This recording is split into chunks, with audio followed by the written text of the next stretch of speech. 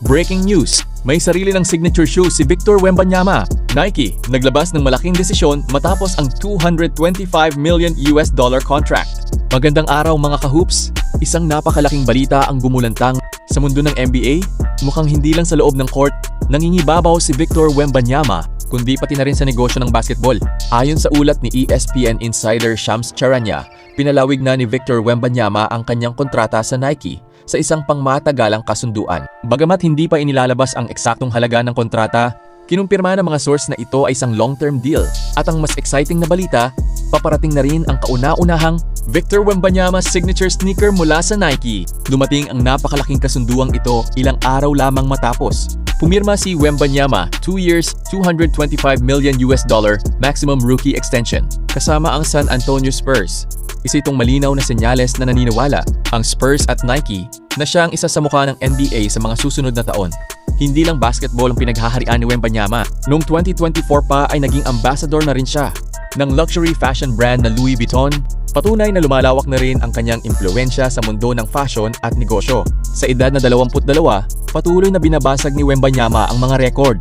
Noong nakaraang season, siya ang naging pinakabatang NBA Defensive Player of the Year at higit pa rito, siya rin ang unang nanalo ng award na iyon sa pamamagitan ng unanimous vote. Pinangunahan din niya ang buong liga sa blocks habang napili sa All-NBA, First Team at naging All-Star starter sa unang pagkakataon sa kanyang karera.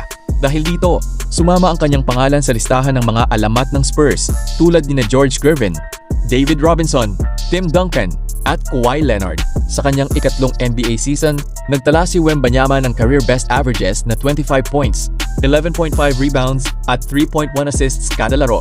Nag-average rin siya ng 3.08 blocks at 1.03 steals, dahilan upang mapasama siya sa napakaliit na grupo ng manlalaro sa kasaysayan ng NBA na nakapag-average ng hindi 25 points, 10 rebounds at 3 blocks sa isang season.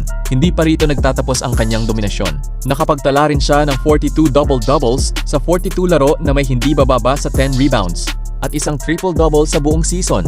Sa bilis ng pag-angat ng kanyang karera, maraming fans ang naniniwalang si Victor Wembanyama ang susunod na global superstar ng NBA. At ngayong magkakaroon na siya ng signature shoes, mas lalo pang lalaki ang kanyang impluwensya sa loob at labas ng basketball court.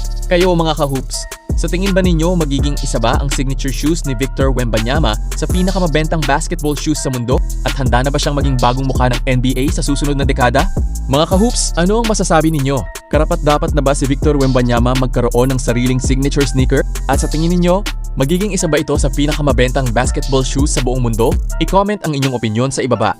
Kung nagustuhan ninyo ang balitang ito, huwag kalimutang i-like ang video, mag-subscribe sa ating channel at pindutin ang notification bell para lagi kayong updated sa pinakamaiinit na balita sa NBA. Maraming salamat sa panonood at magkita-kita tayong muli sa susunod na video.